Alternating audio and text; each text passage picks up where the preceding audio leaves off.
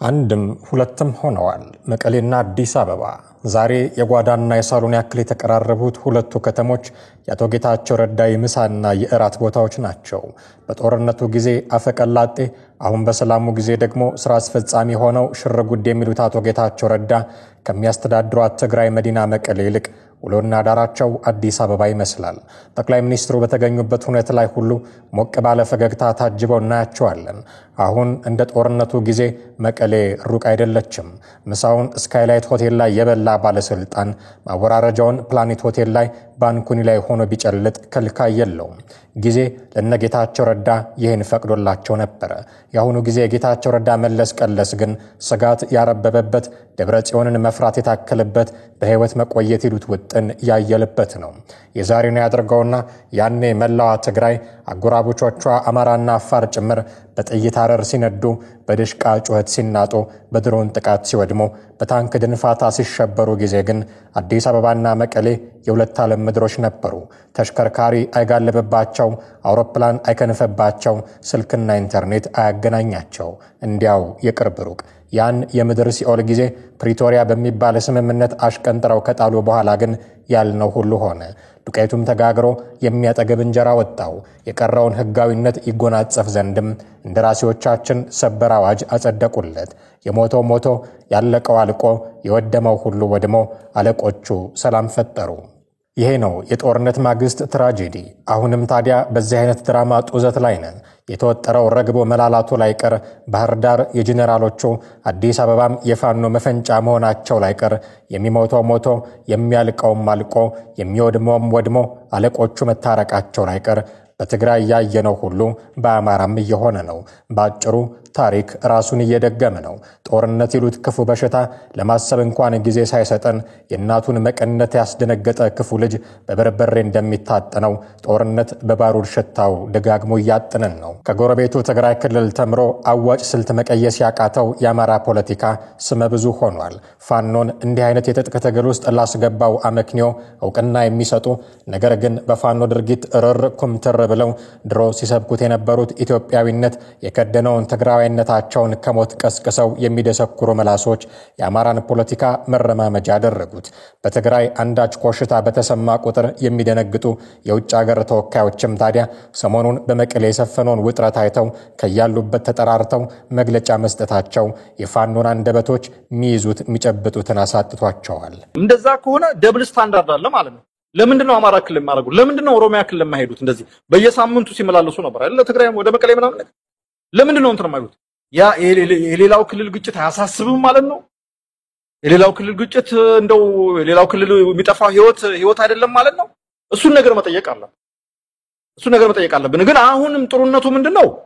አሜሪካም ከዚህ ጨዋታ ወጣለች። አሁን ያለው አስተዳደር የትራምፕ አስተዳደር ምንም ቆም አይሰጠው ነው። አሁን ትግራይ የሚባለው ማካይ የት እንደሆነ ማያውቅ ገባ። የዚህ ሎቢስቶቻቸው ተጽዕኖ እንዳያሳድሩ ምንም አይነት ሊቨሬጅ የላቸውም። አሁን ትራምፕ አስተዳደር የራሱ የሆነ ትኩረቶች አሉት። የዩክሬን ግጭት አለ፣ የጋዛ ቀውስ አለ፣ ከካናዳ ከሌሎች ከቻይና ጋር የሚገጥመው ጦርነት አለ ምናምን ነገር። እነዚህ ትግራይ ምናምን የሚባል ነገር ምንም እንትን የማይለው ነገር። ስለዚህ አሜሪካ ከዚህ ኢኩዌሽን ወጣለች። አሁን የቀረው አውሮፓ ዩኒየን ነው። አውሮፓ ዩኒየን ውስጥ ባይዞይ ከድሮ ጀምሮ የሚታወቁ እንግሊዝና አውሮፓ ዩኒየን ናቸው። ከድሮ ጀምሮ የሚታወቅ የወያኔ ሎቢ እንትን አለ። የነ አሌክሳንደር ጎስ የሚባል የድሮ የግሪካዊ ነው።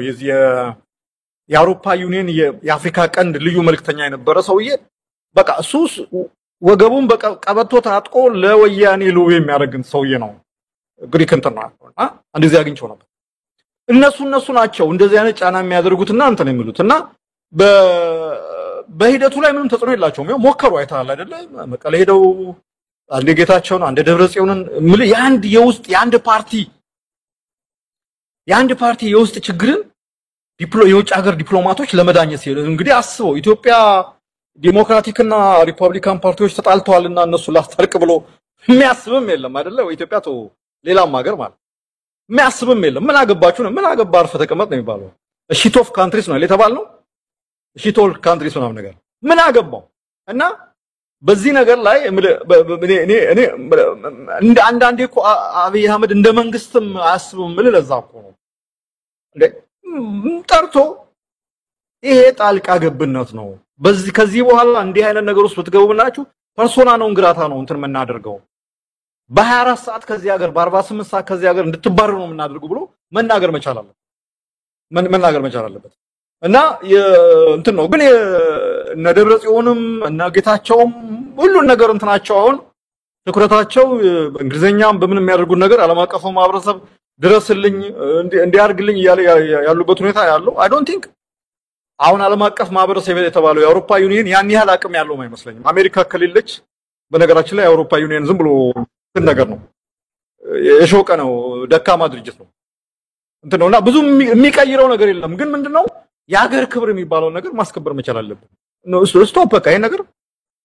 ከዚህ በኋላ እኛን ጠይቁን ትግራይን በተመለከተ ወይ አማራ ክልልን በተመለከተ ምናምን በተመለከተ ማውቅ የምትፈልጉት ነገር ካለ ችግር አለ ብላችሁ ካሰቡ መጀመሪያ ውጭ ጉዳይ ሚኒስትር መስሪያ ቤቱን ተነጋግራችሁ እኛ ምን ሰጣችሁ መረጃ ነው ይዛችሁ ሜዳ ያለባችሁ ተብሎ ቁርጥ ያለ ነገር ሊነገራቸው ይገባል እንጂ በዚህ ደረጃ እንትን የሚባል ነገር ነው ያለው ግን በጣም ያሳዝናል እንደ ሀገር ምን ያህል እንደወረደ እንዲህ ትኩረት ተነፈግን ሲሉ አደባባይ የወጡት ሰዎች የሚሰሩትን ፖለቲካ እነርሚያስ ለገሰ ከመለስ ዜናዊ ቃል ተውሰው የቆሰለ ጅብ ፖለቲካ ሲሉ ይጠሩታል ራሱን በልቶ የሚጨርስ ለማለት በርግጥም ፋኖ አሁን ባለው ሁኔታ እንኳን የዓለም አቀፍ ተቋማትን ትኩረት ሊስብ ቀርቶ ጉያ ውስጥ ያለውን ትርምስ እንኳን መቅረፍ ያቃተው እንደቆሰለ ጅብ የራሱን አካል እየበላ የሚጨርስ ፖለቲካ ነው የጅብ ፖለቲካ አልፎ ያጁ ሁሉ የሚያነሳው የኢህአዴግ ቅሪት ነው መቼም የዳቦ ሰም በማውጣት በኩል የኢህአዴግ ሹማምንቶችን የሚያከላቸው የለም ሲያሻቸው ጠባብ ደስ ሲላቸው ትምክተኛ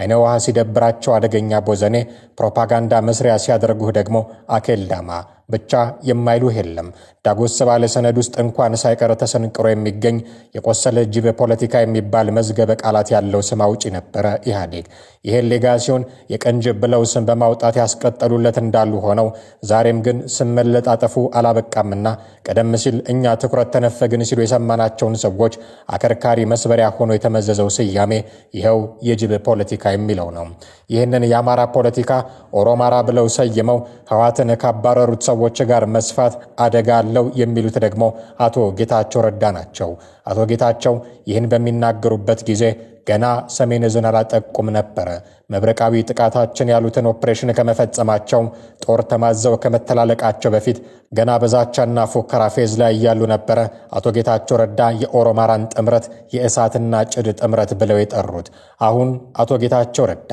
የትግራይና የኦሮሞ ፖለቲካ ስያሜው ምንድነው ቢሏቸው ምናልባት መልሳቸው የጫጉላ ሽርሽር የሚል ሊሆን ይችላል ከመቀሌ አዲስ አበባ ሄደት መጣቸውና መለስ ቀለሳቸው መቼም ሰርገኛ እንጂ ሌላ ምን ሊያስመስላቸው ኖሯል የአማራው ፖለቲካ ተሸውዷል የሚባለው እዚህ ላይ ነው የክልሉን ፖለቲካ የሚመሩት ባንዲራ ያዦች እንወያይ ሲሏቸው ኩርፊያ እንደራደር ሲሏቸው ወይ ፍንክች ይያሉ የመከራ ዘመናቸውን ያራዘሙ ነው እንኳን ከዲያስፖራው በሚለቃቀም ዶላር የተጠራቀመ መሳሪያ ያዙት ይቅሩና መከላከያ አከለ ኃይል ገንብተው 2 እና 3 ዓመታት ተዘጋጅተው ቲዲኤፍ የሚባል ሰራዊት አደራጅተው ውጊያ የጀመሩት ህዋቶችም ተደራድረዋል ሌላው ቀርቶ መሳሪያ የሚያሾልክ ባለስልጣን አላቸው የሚባልላቸው እንደታየ ደንዳ አይነት ጉምቱ ሹመኛ አብሯቸው ነበር ተብሎ የታሰረላቸው የኦሮሞ ነጻነት ሰራዊት ሰዎች እንኳን ባይሳካላቸውም ካንድም 2 ጊዜ ለመደራደር ሞክረዋል የቆሰለ ጅብ የተባለውን ፖለቲካ የሚያራምዱት የፋኖ ፖለቲከኞች ግን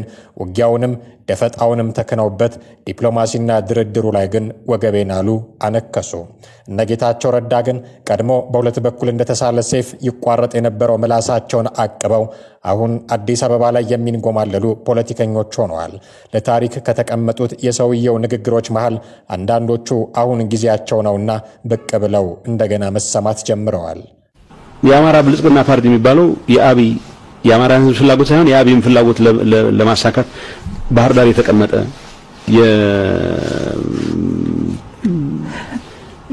የምኖች ስብስብ ማለት ማዮፒክስ ዳፍንታም ስትሆኝ የህዝብሽን ጥቅም ነው የምታስቢው ወይስ የአንድ ቡድን ጥቅም ነው ዳፍንታምነት ነው የሚባለው ማዮፒክስ ሆነ የቅርብ ርቀት ስታስቢ የዛ አይነት ሰዎች ስብስብ ነው እና የአብይ ቀንደኛ ተላላኪዎች ከሚባሉት ውስጥ ባህር ዳር ከተማ አድሮ ያቅም የተባለ የሚታማ ማለት ትናንት ማታ ሳይ ነበር ሲያብራራ ተመስገን ጥሩነህ የአብይ ቀንደኛ ተላላኪ ነው።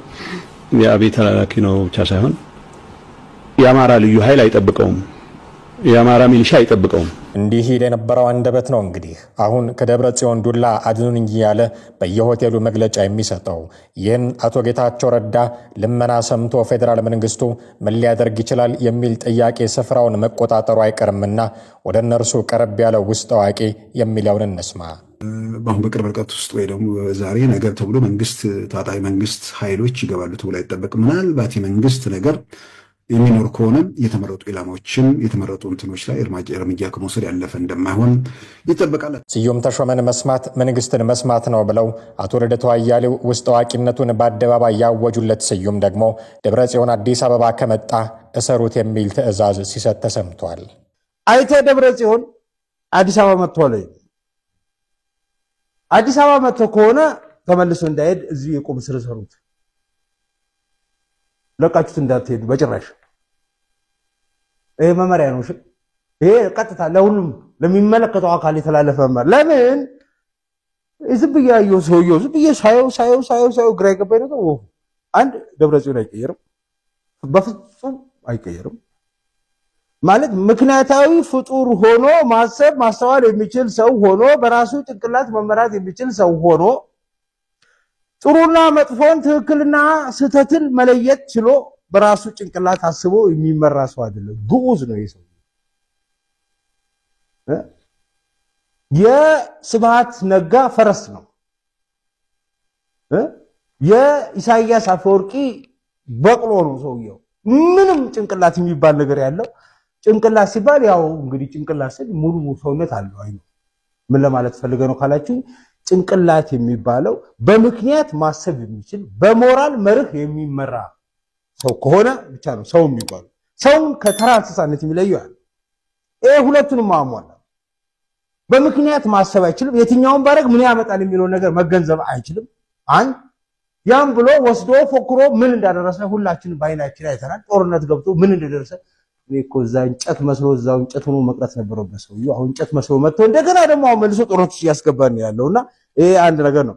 ሞራል የሚባለው ነገር አቶ ማናቸው ትላለ ጀነራል ዮሐንስ ሲያወሩ ትግራይ ውስጥ 100,000 አካል ጉዳተኛ አለ ብለዋል። እንደገና አሁን ደግሞ በሰሜን ጦርነት የደረሰው ጉዳት ፈጣሪ ነው የሚያውቀው። አንድ ላይ ሲደም የክልሉን ህዝብ በሙሉ አካል ጉዳተኛና በዊልቸርና በክራንች የሚሄድ አድርጎ የሚኖር ሰውዬ ሰው ነው ብሎ ከዛ ቁጭ ብሎ የሚያወራ ሰውዬ እንደ ሰው መቁጠር ራሱ ኖር ነው ለኔ። እኔ ሰባዊ ክብር ያለው ለዚህ ሰውዬ ምንም ማለት የለኝምና ደብረ ጽዮን አዲስ አበባ መጥቷል የሚል ነገር ከሰማው ከመጣ የመጀመሪያው ነገር የምታደርግልኝ አብጪ የሰራው ሰውዬው ነው ቁምስ ከዚህ ተመልሶ እንዳይሄድ ብላችሁ ከለቀቃችሁ ትናንትና የተናገራ ነገር አለች። ምንድነው ያለው? ዶክተር አብይ አሰብን ለመውረር በሚያደርገው እንቅስቃሴ ትግራይን የጦር አውድማ እንዲያደርግ አንፈቅድም ብሏል የምትል ዘገባ ይቻላል። ውስጥ ለውስጥ በደህንነቶች ዘንድ የምትመላለስ መረጃ ናት። እቺ ነገር አይቻታለሁ። እኔ ግን የምላችሁ ነገር ምንድነው? ይሄን ነገር ያወራው የማነ ገብረ መስቀል ነው ወይስ ደብረ ጽዮን ነው ብዬ ግራ ገብቶኝ ብዙ ነገር አስቤ የተደረስኩበት ያው የማነ ገብረ መስቀል ወይም ደግሞ ኢሳያስ አፈወርቂን አይነት የነሱ ሚና የኤርትራ ሚና ወክሎ የተጫወተ ሰው ስለሆነ የቁም ሰርስሩት ወይም ደግሞ ከርቸሌ ያስገቡት እንጂ ሰውየው መልሳችሁ ምን ለቁት ከሆነ መድረሻው አስመራ ነው የሚሆነው። አሁን አዲስ አበባ ከመጣ ጄኔክስቲሌ አስመራ ነው የሚሆነው። ተመልሶም አይመጣም አዲስ አበባ። እርግጠኛ ነው ነገር ለምን ካላችሁ አንደኛ ደጺ የሚባለው ደቂቅ በፍጹም አይቀየርም። በቃ የጎበጠ እንጨት ነው። ከዚህ በኋላ እሱ መስበር እንጂ እንደገና ማረቅ አይቻልም። ሁለተኛ ነገር ጦርነቱ በፍጹም አይቀርም። አሁን ባለው ሁኔታ የሚቀር አይመስልም። ጦርነቱ ከተጀመረ ሰውየው እዛ ሆኖ የትግራይ ህዝብ ነፃ አውጪ ግንባር ሆኖ ከኤርትራና ከሻዕቢያ ጋር ሆኖ ኢትዮጵያን ሲወጋ ታገኙታላችሁ። ለቃችሁት ከሄዳችሁ የሚመጣው እሱ ነው። ዋናው ነገር አዲስ አበባ መጥቷል ወይ የሚለው ነው። መጥቷል የሚባለው እውነት ከሆነ ከዚህ ተመልሶ እንዳይወጣ ሸቤ አስገቡትና ትንሽ አቅምሱት። የእስር ቤት ምግብና እንጀራ ደግሞ ቶርቸር አድርጉታሉ። የሚያላልኩ ማለት ነው የቀመሰ ነው የሚያቀውሱ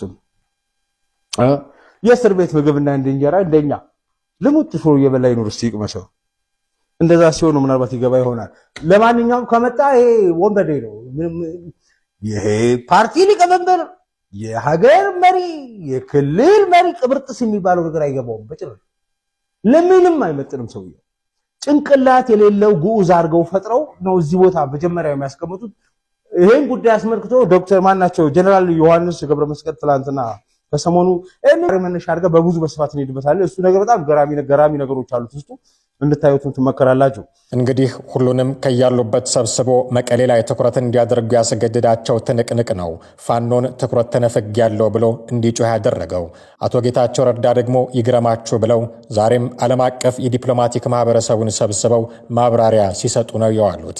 የትግራይ ክልል ጊዜያዊ አስተዳደር ርዕሰ መስተዳደር አቶ ጌታቸው ረዳ የትግራይ ክልል ወቅታዊ ሁኔታን አስመልክቶ ተቀማጭነታቸውን በአዲስ አበባ ላደረጉ የዲፕሎማቲክ ማህበረሰብ አባላት ማብራሪያ ሰጥተዋል። በመድረኩ ላይ የውጭ ጉዳይ ሚኒስትር ጌዲዮን ጢሞቴዎስ እንዲሁም የተለያዩ ሀገራት ዲፕሎማቶች ተገኝተዋል። ርዕሰ መስተዳደሩ ጊዜያዊ አስተዳደሩ በፕሪቶሪያው የሰላም ስምምነት መሰረት የተመሰረተ ግልጽ ኃላፊነትና ህጋዊ ቅቡልነት ያለው አስተዳደር መሆኑን ገልጸዋል። ይሁን እንጂ ህጋዊ ተቀባይነት ያጣ አንድ የህወሓት ቡድን ከተወሰኑ የታጣቂ መሪዎች ጋር በመተባበር በተለያዩ የክልሉ አካባቢዎች ስልጣን በኃይል ለመንጠቅ እየተንቀሳቀሰ መሆኑን ጠቁመዋል። በፕሪቶሪያው ስምምነት መሰረት ተፈናቃዮችን ወደ ቀያቸው መመለስን ጨምሮ የታጣቂዎች ትጥቅ የመፍታት ሂደት በአግባቡ ተግባራዊ አለመደረጉን አንስተዋል። ለተግባራዊነቱ ከዚህ ቀደም በተደጋጋሚ የፌዴራል መንግስቱን ስንወቅስ ነበር ያሉት ርዕሰ መስተዳደሩ ዋነኛው ምክንያት ግን የህወሓት አመራሮች የሚፈጥሩት ያልተገባ ቀመር ነው ሲሉ ከሰዋል። ቡድኑ ለሚያደርገው ያልተገባ እንቅስቃሴ የተወሰኑ ታጣቂዎችን እንደሚጠቀም በመግለጽም ቡድኑ የመላው ህዝብ ቅቡልነት የሌለው በመሆኑ ዓለም አቀፉ ማህበረሰብ ጉዳዩን በትኩረት ሊመለከተው እንደሚገባ አስገንዝበዋል። የፕሪቶሪያው ስምምነት በአግባቡ ሊተገበር እንደሚገባና ከዚያ ውጭ የሚደረጉ ህገወጥ ተግባራት ክልሉን የሚያተራምሱ መሆናቸውን መረዳት እንደሚገባም አሳስበዋል።